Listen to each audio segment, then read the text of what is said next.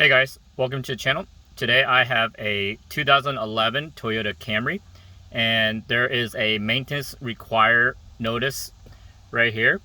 Now I am in a XLE model with the push start ignition instead of the key.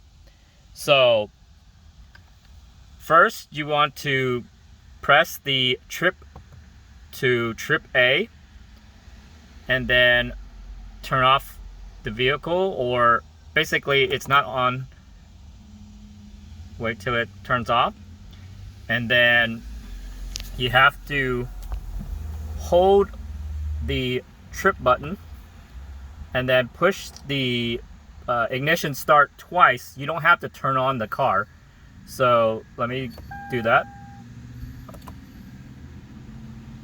And then now you can see the dots resetting and it says complete. So that's how you take off the reset notification on the 2011 Toyota Camry. Now this is the XLE, like I mentioned, with the push start, but it also is the same way with the key. If you use the key, you just turn it to the second position. You do not have to turn on the vehicle to reset the maintenance required.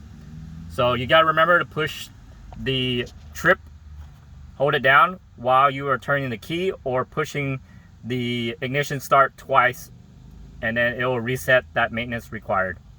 Thanks for watching.